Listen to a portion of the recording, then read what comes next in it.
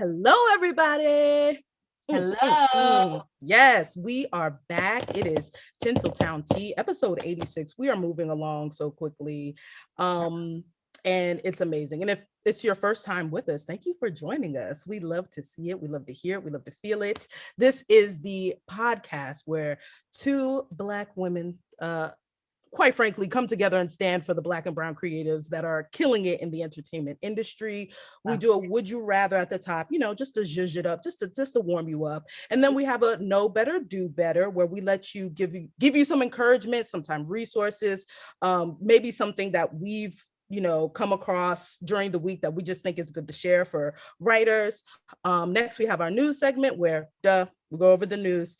And then we have our main segment where sometimes we have interviews, sometimes we have script reads, sometimes we just do resources, all the fun tidbits. And then last but not least, hello, words, I know them, is niggas you should know. And we just we give flowers to the niggas who are killing it in the industry. So today we have a special episode, and I'm gonna lobby it to my co-host, Cory, to go ahead and do what you do.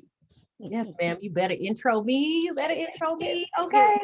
So now I'm about to intro our guest for this week. She will be joining us for the entire episode. So, hey, y'all get to have her for more than just the interview. So be lucky, okay? Don't be asking for more. Don't get greedy. Be lucky what you got. Okay. So we have Brittani Nichols. She's a multi-hyphenate. She is amazing. She's a writer, an actor, a comedian, a filmmaker. Okay. All right. So I will tell y'all more, but I'm going to let her tell y'all all the tea when we get to the main segment. Just you want to say, hey, Brittani, go ahead. Hello. So very formal and amazing. All right. Yes. So yeah, like I said, she's going to be joining us for the entire episode. Right. We have 3 hosts this week, pretty much. I like it. Wow, we love to see it. All right, so I'll lobby it over back to Judith to do our would you rather to break the ice or whatever. Yes, ma'am. All right, so would you rather, I'm giving us 3 choices and we all can go whatever, but you are given a choice to do one person's biopic. You have full control, writing, whatever you want to do. Okay. And this edition is legendary Black women comedians, because we have a comedian with us. She's legendary. So it's only befitting. So the 3 choices: you got all the money, you got all the things, you don't have to go through any of the red tape. You're just doing what you do. We have Moms Mabley. If you don't know her, you guys, she is the first Black woman comedian on record on these United States. She broke down so many barriers through the vaudeville era. She's funny. And if you go back to her stuff now, you'll still laugh. Promise you. We have the EGOT herself, Whoopi Goldberg, because duh. And then we have Wanda Sykes, who's, killing the game all throughout her career. Period, point blank. So those are the 3 choices. Would you rather do the biopic of Moms Mabley, Whoopi Goldberg, or Wanda Sykes? All right. And I'm gonna I'm about to say, let's let Brittani go first. Okay. And if you need to lobby it to somebody else, that is fine. You could pass the mic. I'm gonna go with Wanda. Ooh, why Wanda? Gay, I think, is probably the easiest answer. I feel like she's still alive, so I'd be able to get Whoopi is too, but be able to get a lot of good details. Seems like there's a lot of fun to be had with that little French wife of hers. Yes. That would probably be fun. Yes. And yeah, I think, I don't know, she's just like still going, and I feel like it's so rare to see those for people that are like still very much a part of the industry, and I feel like if we did it now, like it would just boost her to even larger levels, which she deserves, because she's hilarious and she's great. So, nice. All right. Great answer. Yes. Who am I gonna pick? Ooh, child, you done gave me a little conundrum today. Yeah, I love me some Wanda, and Moms Mabley, she's a legend. But God damn it, I love me some goddamn Whoopi. Yeah, I'm obsessed. I've loved her since I was a little wee child. So it would be an honor to be able to do her biopic. I would literally cry and probably not be able to do it because I would be like, oh my gosh. So yeah, I got to do Whoopi. Nice. That's a great choice. And I'm gonna be the outlier. I'm gonna say Moms Made Lee. And I thought about this just because I love a period piece. I also love Black people winning in a period piece and not always like, oh, struggle, woe is me. Also, she's funny, so that shit's gonna be hilarious. Also, I watched I don't know if it was this season or the season before, but Marvelous Miss Maisel had a whole vignette at the Apollo. And there was a whole character in the background, but Moms Mabley came out. And of course, Wanda Sykes played her. And it was fucking amazing. Like, it was so great. And the whole time I was watching that, I was like, that's the show I want to watch. Like, okay, Marvelous Mabley is good, but like, I want a whole motherfucking show about the Apollo Theater and all the Black folks that came through and like killed. Like, I would live for that. And I'm sure somebody's already working on the IP right now. That's fine. Until I research it and do my goddamn self. Okay, I'll research that. But yeah, I think her whole story, especially during vaudeville, to be a Black woman on stage doing the shit that she did, and like to come through all of that and still be fucking funny and like hang with the like hold her own, like, and she was so dirty with the jokes. It's like there's something great about a female comedian who's just dirty with it. It's like, oh, I love it. So yeah, I would do Moms Made Lee for sure. All right. Nice. We hit everyone. Yes. Right. Everyone it worked out. Turn here on Tinsel Town Tea. Mm-hmm. All right. So moving on to our next segment, which is our Know Better, Do Better segment. We give you a tip, a trick, a lesson learned, something that should probably help you out with your writing, with your creating, or just with the industry in general. Mm-hmm. And this week, we're going to let our guests go ahead and take it. Brittany, what you got for them? My tip is honestly to run your mouth. That's pretty much what I tell everybody. Like, so many of the early jobs that I got are just from chance, like coincidence, coming off of me talking in a space that wasn't necessarily like where you expected people to be networking. Like truly one of the earliest jobs that I got that like led to a bunch of other stuff. I was just at the Abbey in WeHo. And I was just telling people like, yeah, I want a PA. And then somebody asked for my resume at the club. So you never really know. And you just have to like be, not hustling constantly, but just being honest about what it is you're trying to do with all the people around you. Because you never know who's going to be the person who wants to lend a hand. It's not always the person that you assume. Mm-hmm. Yes, be vocal, guys. I second that. You literally never know. Nobody's gonna know your goals if you're not speaking on them and letting people know what it is you need. They can't help you if you ain't telling them. So, yes. And also keep your resumes at the club, y'all. Okay, keep that shit on you. What is you doing if you at? Well, it was an email. Okay. Email. No, go to the Kinko's, print it out, honey. And put it in that clutch. Okay, put it in the clutch, keep it in the car. Oh, no. Okay. Okay. Yes. Stay ready. So you have to get ready, okay? Love that story. All right. So we can move on to the news segment. Judith. Yes, that's right. Okay, so we're gonna run through this quickly because we want to get to Brittany. We want to hear more of her journey and all of that stuff. So in the news, the first segment, first of all, we get all of our news from Shadow and Act. It is a Black online publication that focuses on Black and Brown creatives. Again, like we always say, we encourage you, read all the trades, read all the things, Hollywood Reporter, Deadline, even Essence, all of the things, Blavity, all of it, so that you can be on top of what's happening in the industry, especially when it comes to what we do as a culture. So the first headline that we have here from Shadow and Act, and it's reported from Trey Mangum. All-American star Jalen Hall will play Emmett Till in the upcoming film by Chinoye Chikwo. Okay, forgive me, my African brothers and sisters, if I fuck up your names. My ancestors are cursing me out as we speak. So Jalen Hall, I don't know if you guys watched the show. I've only watched like the first 2 seasons of All-American, and I think it was since it went to Netflix. I think it might be a second distribution for the CW, but he's a breakout actor, and he's going to be playing the iconic role of Emmett Till in the upcoming film Till. And it's from Clemency director, like we said, Chinoye Chekwu. So he joins Danielle Deadweiler and Whoopi Goldberg on the project. What a coincidence. So he's gonna be alongside the EGOT herself. And if they chose him, that means I'm pretty sure he has enough of the acting chops to go ahead and do it. So Goldberg will also be producing it along with Kenneth, it is Keith, not Kenneth, Lord help me, Keith Beauchamp, there we go. And also the project isn't the only one about Emmett Till. A lot of times, production companies have different versions of stuff. We're seeing that with the Aretha Franklin story.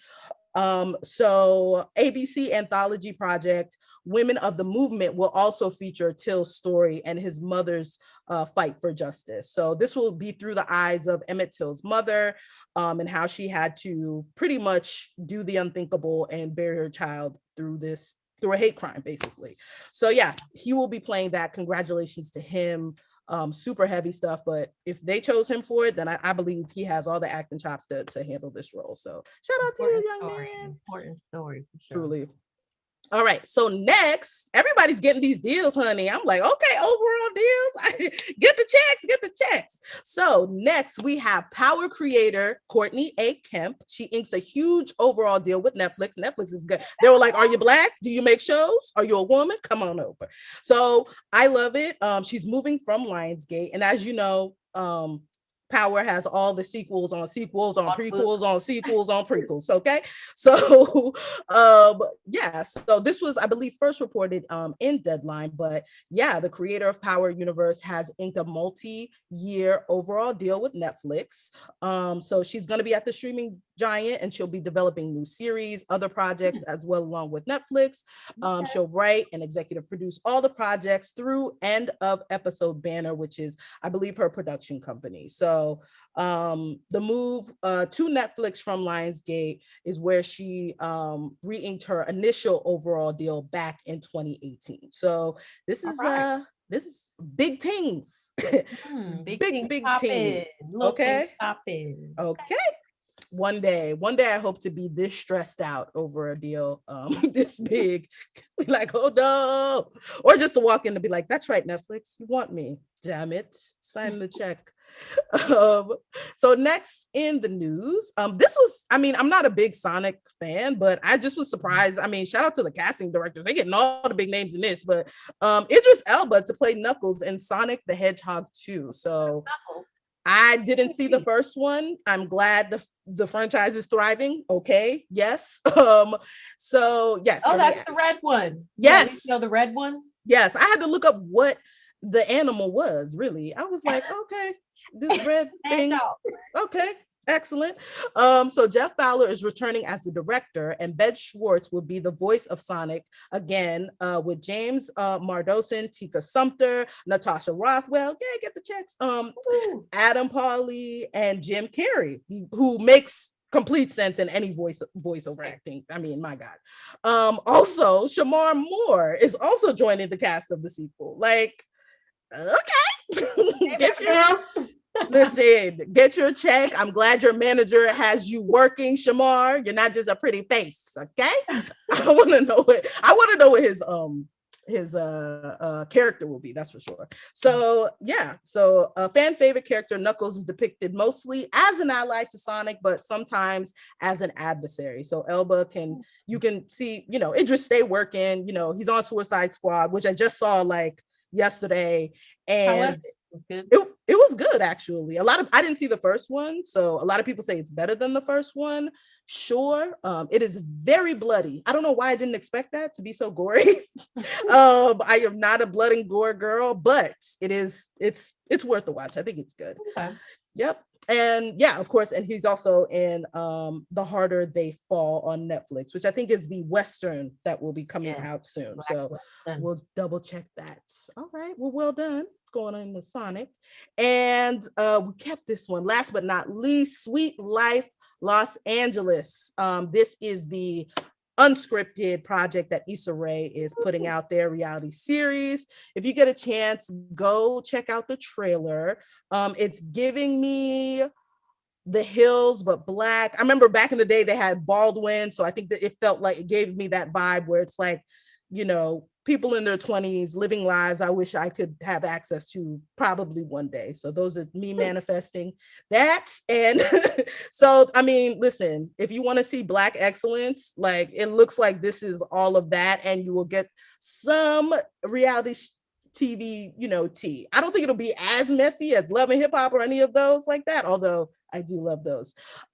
This seems like we'll really get like an intimate look into all of these like young people's lives, and to show a different side of like, you know, successful Black people in LA. And of course, you know, LA and a lot of the cities is where, you know, we change the culture, quite frankly, especially in the entertainment industry. So this I'm excited for, and it's cool to see Issa come out with some unscripted stuff to see the range of what she can put out. But we already knew that because she's been doing that with Color Creative from day one. I mean, ever since I was brought into the earth, I knew that. So yeah, so that is that. If y'all get a chance, check out the trailer. You can see all these beautiful young people and get the background on them. And yeah, that is it for the news. All right. Thank you for that beautiful rendition of the news this week. We're going to move into what y'all been waiting for. Hey. The main segment. Okay, we got Brittani Nichols here. She about to let us know what's going on. She about to give us the tea, give us some lessons, and we're going to walk through her journey. So I was going to read her bio, but what I'll actually do is let her give us a recap of her career in her own words. Your journey, you know, just being a creative. Let us know. The whole thing? It's got to be the whole thing. Whatever you want to say. Child, when you handed your script, your resume over in that bar, honey. It was so good. So good. All right. Well, I'm originally from Chicago. I went to Yale. I played basketball and rugby. Then I moved to Minneapolis and worked for a social justice nonprofit for a little bit. Then I moved to the Bay Area and was there for a year, doing freelance marketing consulting and running sports camps for kids, because I just had no idea what I wanted to do. And I would get home from work and just be exhausted because working with kids is tiring. And I would like take a nap, get up, make what I called dinner at the time, which was younger. It was probably just like blue box mac and cheese. Come on. And then I crap. Okay. Come and sponsor the show, matter of fact. But yes, Brittany. I'm like, crap. And I would just watch primetime TV. And at that time, that was like Community, 30 Rock. It was a lot of half-hour sitcoms that sort of the things everyone binge watches now. It was on live TV at the time. This was before everything was streaming and you could just watch everything.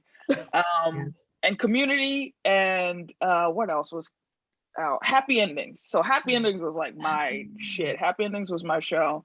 And one of the community writers got on Tumblr and was like, oh, I knew I wanted to be a TV writer when I realized that like being nerdy and funny could be a job. And I was like, oh, it can? And then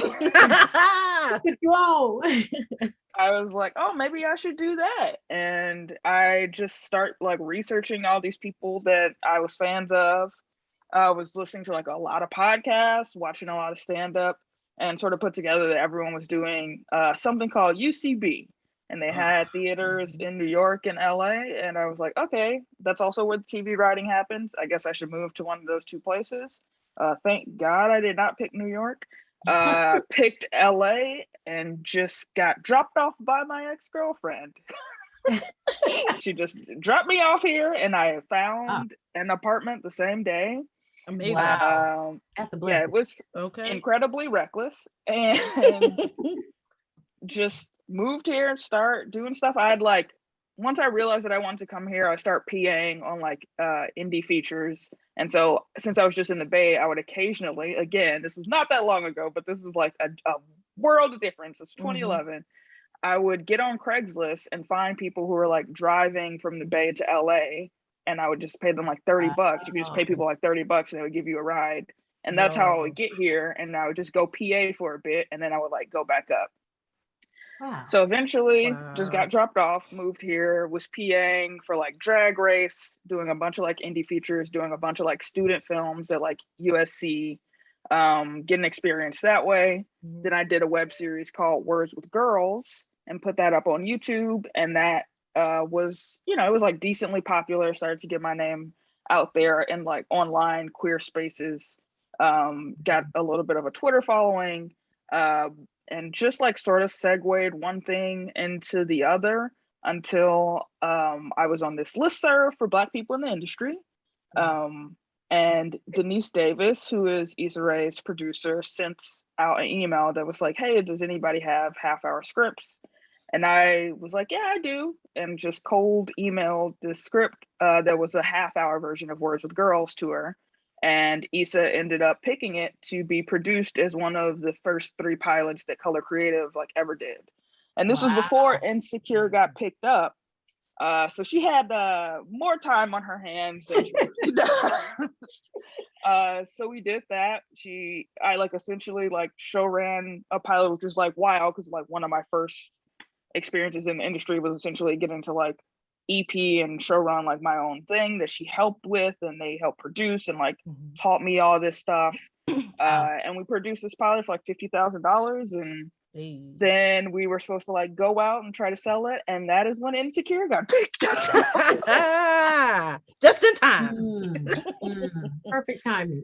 Okay. Yeah. No, that's amazing. That's an amazing story. Like, I'm wondering, before we even get to like some of the projects that you've done, how did you like maintain in that like period of like, I'm a PA, like I'm paying bills, I'm also going after my dream. Like, how did you balance, okay, I got to pay the bills? Because I feel like all of us writers and creatives are always in that space depending on where we are in our career.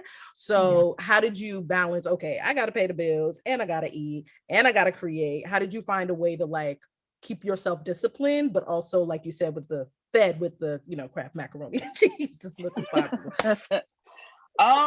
I had just never not been broke really, and so there was no like sacrifice really. So when I moved here, I was just like, this is what I'm going to do. I'm not going to try to get, you know, a side job like waitressing or like doing any of that stuff. I'm just going to truly be like scraping by. I know that that's just what it's going to be, and I'm gonna just do that until something hits, because I don't want to get distracted. I don't want to use my energy. Like, it's hard having a job that you got to go to like 40 to 60 hours a week. I just know myself, and I know how my mental health works, and I just knew that like that just wasn't going to be the option for me. So I was writing for this website called Autostraddle, and they were like able to start being able to like pay people actually once I like a little bit into me moving to LA, because I'd been writing for them for free, again, just trying to like build my voice and build my audience. I was doing just random ass shit. I was doing like background acting, so like, but not like extra like cool shit on sets. I was like at like Judge Mathis, like shit like that, where I'm just like sitting in the audience. That's cool though. Shout out to Judge Mathis. I love a court show, so this is great. I love a court. I love a divorce. I love it. So yeah, go ahead. I was just doing stuff like that, writing for Autostraddle, picking up like doing like marketing groups, like focus groups. I was doing just like anything to put pinch pennies together, really. So talking about Words with Girls, your web series, so how or when did you decide that you wanted to kind of make that leap and start creating this series? Honestly, it was like a friend in college who told me about screenwriting and stuff, and that was sort of her dream, is like to be a screenwriter. And I was like, oh, because I don't know, at Yale, it just wasn't like a thing that a lot of people did. We didn't have a screenwriting discipline. The only sort of entertainment-y thing was like film studies, and I didn't want to do that. So she sort of had like planted this, I guess, seed in my mind like years before. And then I was like a huge fan of Broad City.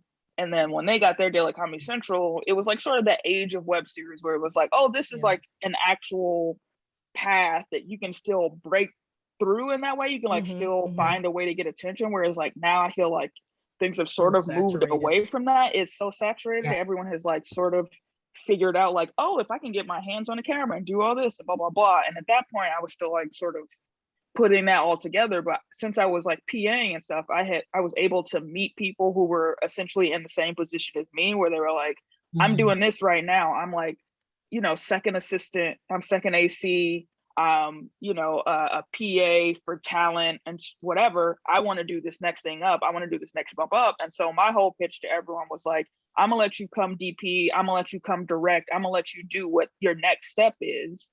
And all you gotta do is like come do it for free and or cheap. And you know, we are all doing this together. Yeah. And that was like sort of a good enough way to get people on board for the web series. No, that's dope. I love that like barter system of talents where it's like, you broke, I'm broke, let's do this, we're gonna create together. No, I think that's perfect. And that's a great way to like build your experience, you know what I mean, like to put something down on your resume.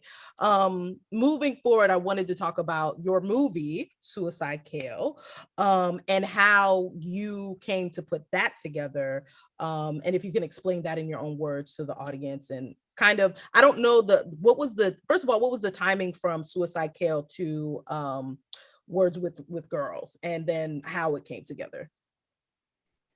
It was a few years after that, I believe. Okay. I think Suicide Kale was like 2015, I want to say. Okay. And I'd had a couple of writing jobs since then. I'd done like Billy on the Street.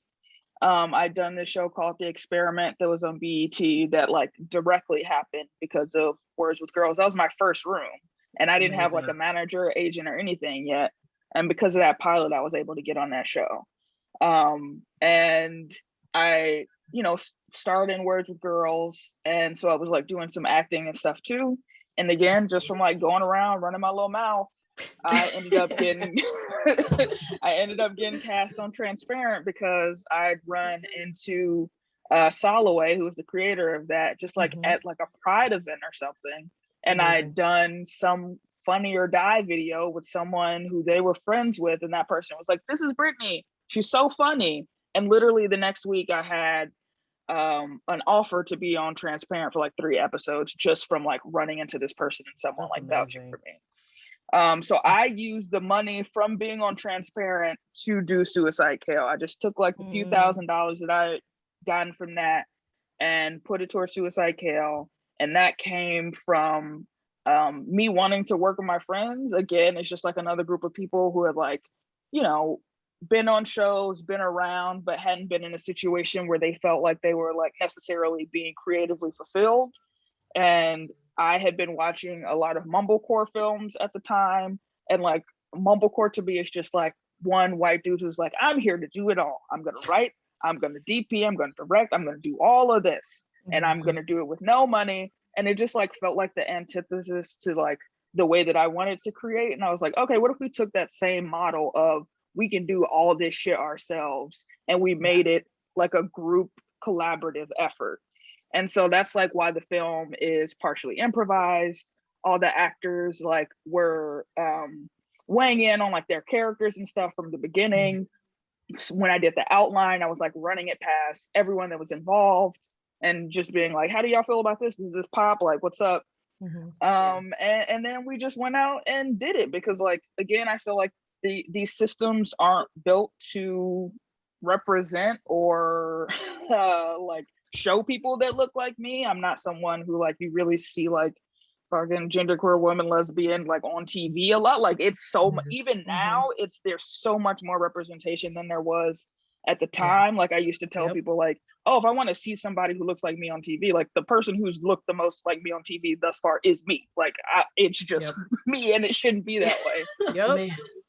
And so we just like pulled together. We all agreed to again work for free or cheap, and like, you know, I'm still paying people now like from residuals. Every time I get a residual check, I'm still cutting checks to all the people that invested in the project, because I was like, you know, eventually you'll get paid. It's not gonna happen right now, but we got you eventually. And people just were happy to do it because again, we were like homies, and it was something they believed in, and it ended up like launching a lot of people into like the next step of their career, because it's like once you're able to say, you know, I starred in a feature, I directed a feature, that's gonna open a bunch of doors. Amazing. So what would you say kind of is the biggest lesson that you learned from like creating your own web series, your career, literally making your own movie that you wish you would have known before you started that would probably help somebody else? Sound is very important. Ooh, say that. Say that. Yeah, if you are doing stuff on your own and you're like, where do I want to spend money? Don't bother with your little fancy lenses. Like, get you a sound person. It's gonna save you a headache down the line. And keep people fed. That's the thing. As long as you have, if people are doing you favors, make sure your craft is on point, make sure your lunch is on time and hot and everybody likes it, and people will stay happy. There you go. Because people get hangry. Okay. Angry, it just goes downhill. Oh, I see it. Calamity all over the place. No, that's just same. No, that's the realest, honestly. That is the realest advice. Okay, so you've been in several like writers' rooms, and one writer's room that I'm a huge fan of is Black Lady Sketch Show. Season 1, you were in a part of it. I'm wondering, one, what was in Black Lady Sketch Show, what, like your favorite sketch to work on? I have favorites, but I'm gonna let the guest say her favorite. And then what is your experience working? Is there a difference working in a sketch writing room as opposed to a different type of comedy writing room? Or is it the same, or does it depend on, showrunner, all that stuff? So yeah. I'll start with the difference. And sketch is so much more work. God damn. It is so much more work intensive.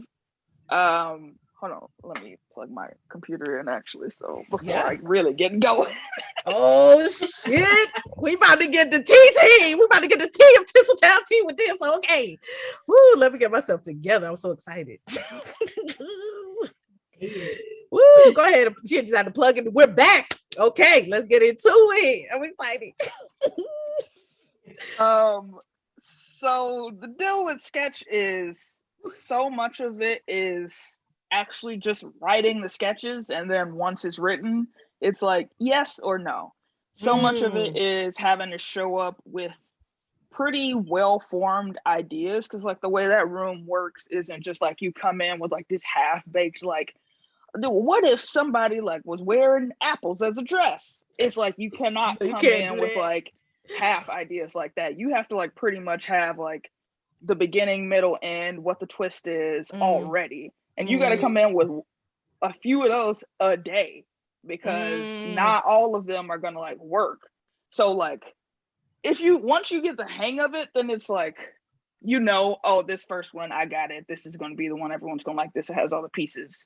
But since that show was like, completely different than any other sketch show that has existed, like an all Black world, like coming from that perspective, and like us having to like teach ourselves how to even come from that perspective, because never before had I been in a room where it was like, oh, everyone is Black, and that's just baseline.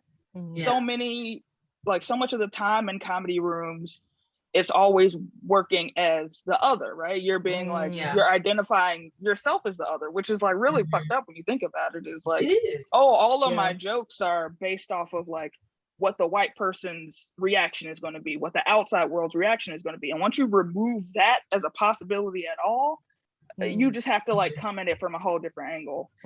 So coming up with those ideas and like having to actually write every single day. That's not what like half hours are like. So much of half hours is just like shooting the shit, coming up with ideas, pitching, coming up with story areas, coming up with outlines. And that's just like paragraphs here and there. And then you get off on script 1 or 2 times for the whole season, unless you're like a super, super high up level writer and it's like a smaller staff.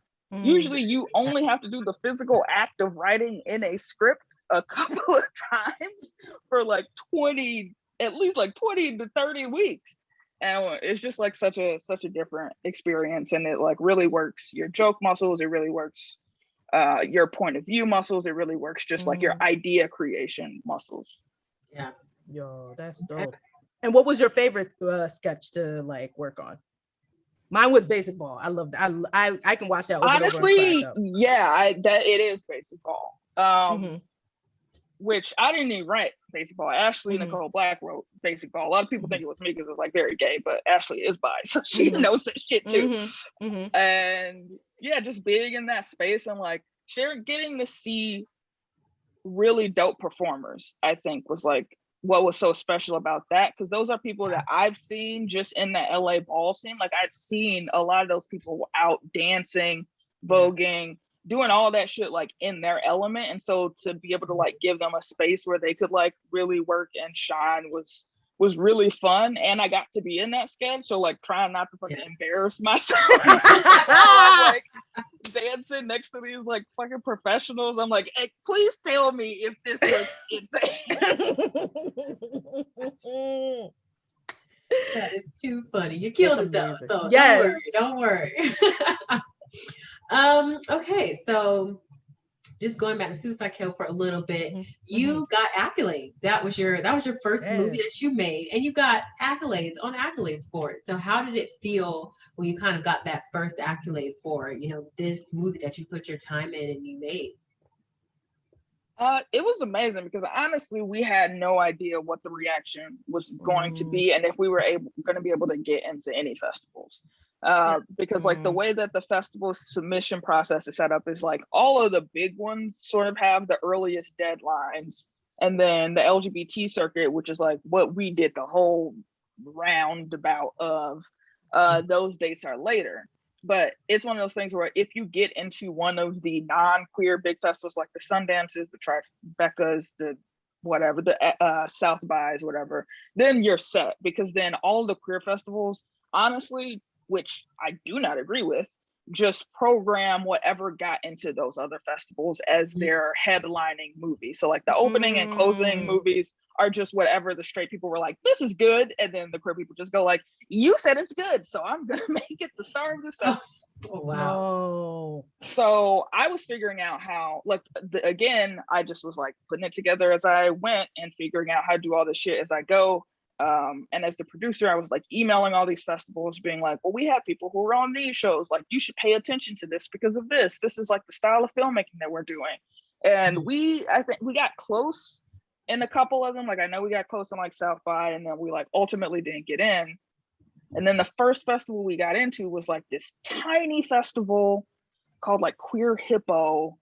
And at that point we were like, fuck, maybe this is the only thing we're gonna get into, so I guess we just have to take it. And that was like our world premiere. None of us could go because it was like we didn't have money to like drive for this tiny ass festival. And then we ended up getting into like the Outfest, the New Fest, like all of these other, like the fest in Chicago, all the like big city queer fest we ended up getting into. And they were like, oh, well, this would be your world premiere. And we were like, no, nigga, the world premiere was at Queer Hippo, because that's how the dates were set up, and we didn't know what was going to happen. So it was wild, because then, you know, we got to I got to do a lot of traveling with the film, and which also as a writer is pretty rare, because, you know, people don't give a shit about writers. They just want the director or the star. And only because I also starred in it that people give a fuck that I was there. Yeah, I'm glad you mentioned that, because it's so true. Yep. It's very true. Like they don't exist when they create the story, but yeah. Truly. It doesn't go away, let me tell you. Even in TV, people are like, that was incredible. Those actors, wow. Did they just make that up? A bunch of writers came up with that. I'm serious. Like, y'all see all the parties, all the little kikis. Everyone's just like, the writers are not invited. You have to like beg. Yo, that's why. See, okay, then that's my next. I'm glad you said that. So, like, I heard that, and what I was taught is that when you're a writer, at least in television, you have a little bit more power in terms of how you want the script to be, as opposed to a movie. Like once you give your script to a director, if you're not the director, they just take it and run. So, is that a myth? And if that is true, like in what ways do writers have a little bit more power in that industry? I know you were talking about more social aspects, since, you know, the world truly ain't shit, but in terms of like, but in terms, you know.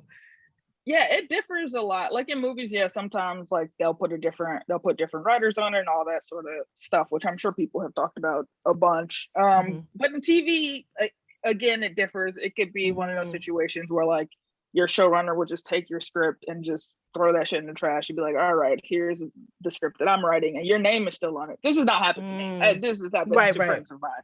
Right. But it can happen.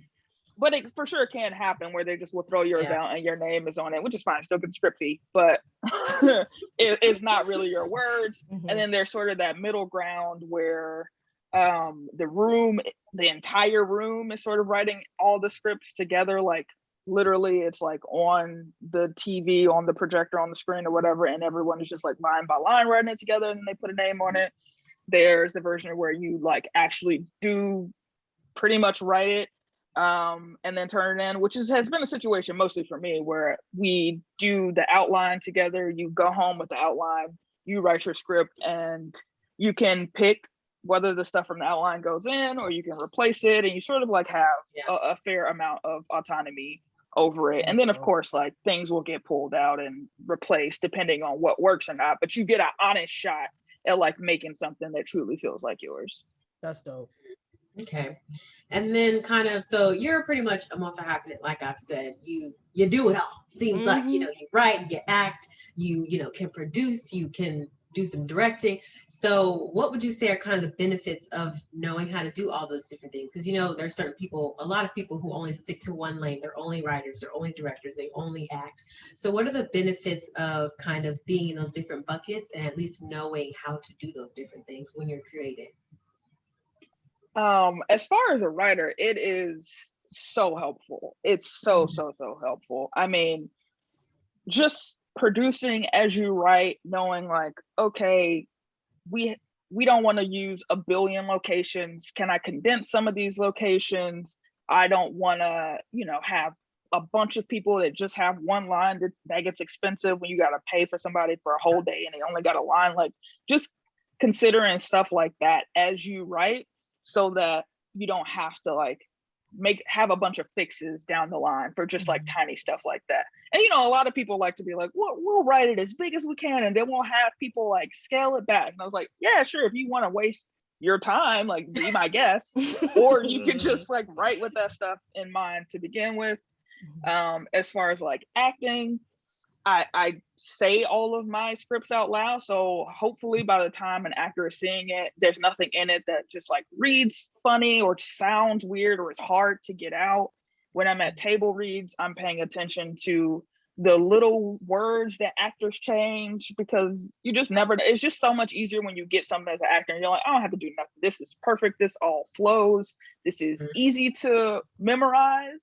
Because that's also one of the surest ways to know if something is well written is if you can just memorize it easily. Shit that it takes you forever to memorize and it gets chunky and you get hung up because you want to say this word and this doesn't flow quite right. That's the writing. That's not the acting, that's the writing.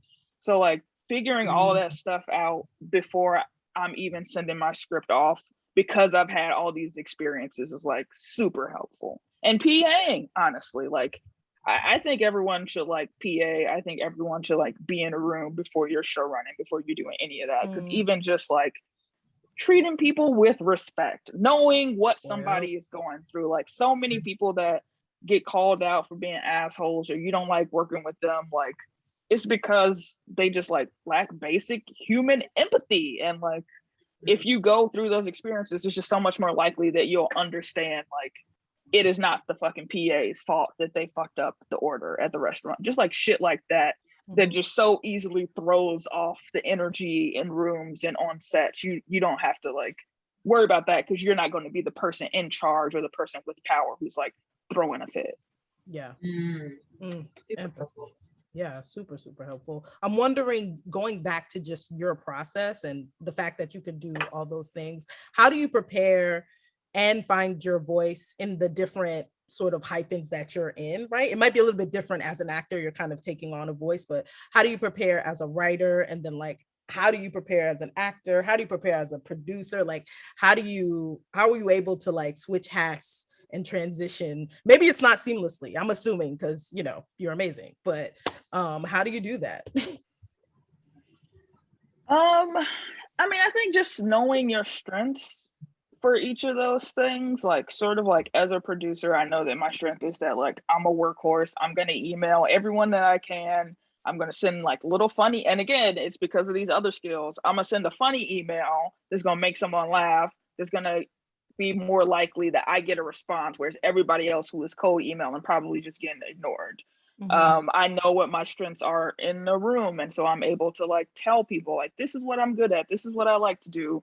And so I'm not going to end up in a situation where somebody's expecting something of me that I don't feel comfortable giving, or that I'm not interested in giving.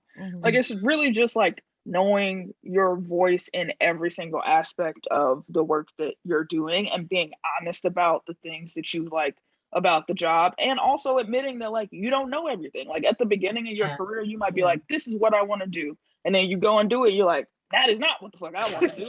I actually want to do this. So like, not, and also realizing that like not everybody is going to have an empire. Like if that is your whole goal in this, is to just like run the whole town, like that, you doing this for the wrong reasons. You have to be really in touch with what it is you want to be providing to audiences, what it is that is fulfilling for you to choose this career. Because it's not an easy career. Like people, it seems like it. In a lot of ways, it can be if you like play your cards right and you like make very conscious choices. But so much of things are left in the air. So much of situations that you get into, you don't know how it's going to be. You don't know if your showrunner is going to be cuckoo. You don't know if you're going to be in a room till 3 a.m. every night. You don't know if your show is going to get canceled. You don't know if your show is going to be a hit, and the pressure that comes with that. So like all these things, like you don't have the answers to, so you have to have the answers about like who you are and what you want to do. That was a word. Shan, I'm in, for real. Yes, that was a word. Okay, so we've talked about, you know, some highlights, some accomplishments, you know, some of the good things that you've done in your career, but kind of tell us about what was a difficult moment in your career where you kind of felt like, damn, I want to give up, you know, and how did you kind of overcome that? Because I'm sure a lot of people have those moments in their career that kind of push them away. But what was kind of a difficult situation for you, and how did you overcome that to continue to keep going? I don't know that I ever had a moment where I was like ready to give up. I think that the hardest, I've had several hard situations in my career, honestly, and a lot of them have come from racism. So I think that what has prepared me for those situations and what helps me move through them is that I'm not afraid to not have things, which sort of goes back to like the original attitude that I had, which is just like, I'm broke, what's the fucking worst that could happen? And that's sort of, I think it's important not to lose that of like, well, what is the worst thing that could happen? If I do this, what's the worst thing that could happen?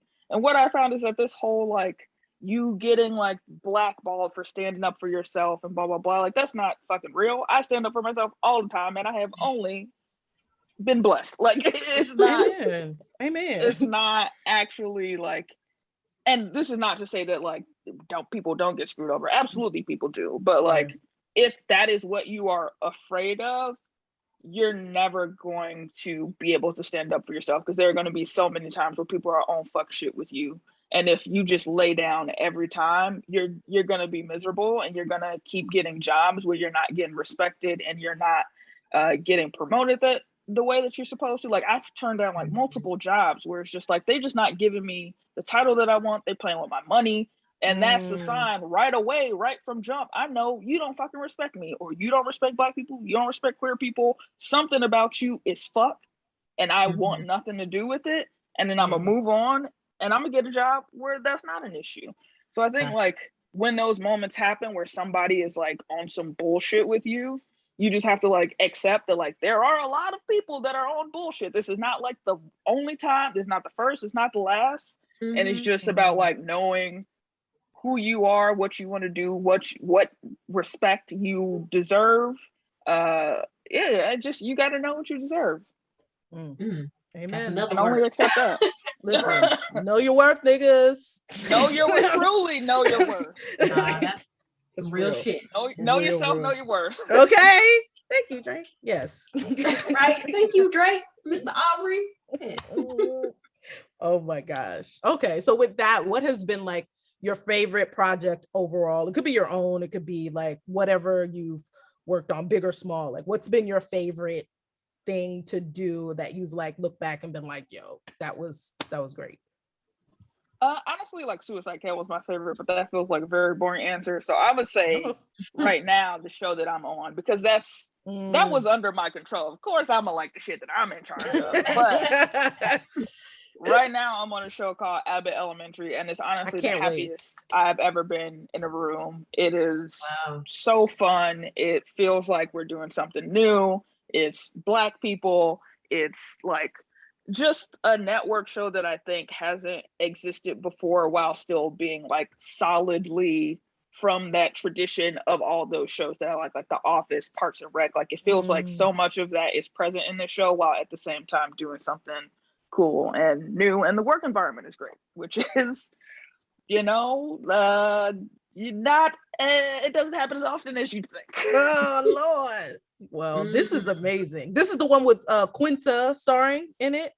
Yeah, so like I actually was like in a web series with Quinta for BuzzFeed like a long ass time ago. That's how we met. Yes. And we really only like ran into each other around, but then obviously she was on the Black Lady sketch show, and she was always like, I love your sketches. And so when I wasn't going back for season 2, she knew she had this show that might go on. So she was always like, well, what are you doing? What are you up to? And just kept in touch with that process. And then luckily, it worked out. I didn't take any jobs, honestly, because I was like, I really feel like this is going to get picked up, and I don't want to be tied to anything else when that happens, because I want to work on this. Discernment, yes. Okay, come on, trusting your gut. Come on. Okay, intuition. Okay, so what are kind of like some future goals that you have for your career? So when it's all said and done and you look back, what are some things that you want to be able to say that you did? Oh man, that shit changes every damn day. It really does, because sometimes I'm like, yeah, I guess I want to be a showrunner, and then I watch the showrunners and like all the shit they have to do, and I'm like, no, I just want to be a high-level writer collecting my checks with no real responsibility. Okay. So it varies, because I think I do want to have my own show. I think that's like sort of been my goal since the beginning, and I feel like I'm in a good place where it's like, okay, that might never happen, because like the chances of that ever happening for anyone who's in the industry are like low, but at the same time it feels like, oh, but you're pretty good. So if you like really if you like really, really went for it, and you really were like, this is the thing I'm trying to do, and I was out pitching like every season, had a new show, I feel like it would happen. But it's also that thing of like, is that what I want to do? Do I want to put so much of my energy into just trying to do this thing just to say I did it? Or do I want to just have a job that I like, go towards the things that call me, and just like be honest to what I'm always feeling, rather than like trying to meet this goal that, again, is just like arbitrary. Like, I got into this because I think people should be able to define what success looks like for them. For every single person in the world should be able to define exactly what success looks like. And right now, I feel like I'm already successful. I feel like I've done so many of the things that, as a young person, I never would have dreamed I would be doing. You know what I mean? Yeah. Like, I'm writing for a show with someone that I grew up watching on television. Like, I wrote for a BET after school show. Like, that was when I got home. That's the shit that I would watch. Wrote for the VMAs. That's the shit that I would watch all the time. So it's like, I've done so many of the things that if you could go back and tell child me, they'd be like, you did what? Like, I would just lose my mind. And to me, that like feels like success. Like, I have friends, I have like people that honestly I call family that I've met via doing this work. I'm happy. I like the way that my life looks. I feel secure. I feel like I can take breaks and like feed other parts of my life. Like, honestly, there's no like big goal that I even have at this point. I just like am making decisions as they come and doing what feels right. That sounds amazing. Yes. Balance. What a notion. Oh, that's amazing. And I think I love how you defined like your definition of success. You define that, and it actually helps with what happens in this town, which is a lot of comparison trap type of shit. Like, you feel like, oh, this person has all this stuff, I have to try and get that. But honestly, you just have to focus on yourself, on what's right for you in the moment as you move forward to your goals. So I think that's Yeah, that's dope as hell. Yeah, I think, and if this might be the final question, but Cory, jump in afterwards with everything. What would you like to plug? Of course, you have Abbott Elementary, but what else are you working on that we can like touch base on, or something that may be coming back? All the things. I mean, really, that's it. Abbott. If you haven't seen Suicide Kill, I would say watch that. Honestly, the thing that I will plug is like my organizing work. I'm a community organizer in LA with a group called Ground Game. So if you are in LA, please follow Ground Game on Instagram and Twitter, because local politics is where it's at. National politics is a scam. I mean, all politics is a scam, but you can have so much more of an impact if you engage with shit locally. So I just encourage people to pay attention to that. I just helped out with this GoFundMe. If people heard about the fireworks blast in South LA, the cops went to South LA and blew up a truck full of explosives, and it damaged a bunch of people's houses. It displaced a bunch of people. So if you go to my Twitter at @BSHilarious, you'll see the GoFundMe link. If you go to my Instagram at @BSHilarious, you'll see the GoFundMe link. Just trying to help raise money for a woman whose partner died a month after the explosion because of the stress and the injuries and all that bullshit that the cops caused. So, wow, that's awful. So we're gonna. Sorry to bring it. No, but we're like, wow, I'm about to cry. It's okay. So, but it's a call to action. Yeah, go ahead, Cory. We're gonna put all those links in the description for y'all. So y'all better click on all that stuff. Yeah. Go ahead and donate to the GoFundMe and check out Ground Game. All right. I'll go ahead and say that. So last question, what kind of legacy do you want to leave? I want to leave a legacy that allows people to work outside of these systems. Because I think that's one of the hardest things for me, and why I did Suicide Kill out of the system too. I think it was like the burgeoning of the person that I've become now. That was like, again, just like the sproutings of it without me exactly knowing this is why you're doing what you do. You know, sometimes you just do shit and you look back and like, oh, that's why the fuck I was doing that. Just like having actual alternatives and actual ways to create things that are sustainable and viewable and made by creators, that are made by the workers, and the workers get to profit. Because right now I'm well aware that I work in a system where like the people that are making the most money are the billionaires, and like even though TV writers get paid well once you reach a certain point, that's still just like such a trickle of the money that we are creating for these huge fucking corporations, and it's all fucked up. And we are part of the labor movement, whether writers like and creators and actors and all of that really take that to heart. It's true, and we have to start owning that and trying to figure out alternatives to the way that things are, because we are just making money for people that do not give a shit about us. I know that's Period. right. Come through with the word. Come on. She came through with the Malcolm on you hoes, okay? X. Okay? That's my jam. You talking my talk right there. Come on. And that's facts. Yeah, I mean, yeah, it's definitely facts. All right. So do you have any more? I mean, I said that was the last question, but do you have any more, Judith? No, I think we've covered it all. Unless there's something you want to share from the heart, Brittani, that you want to. I mean, that was a great note. I mean, goddamn, but you know, period. I don't want to be okay. Period on that thing. Okay. No, I mean, I just want to say thank you all for having me. It's very great.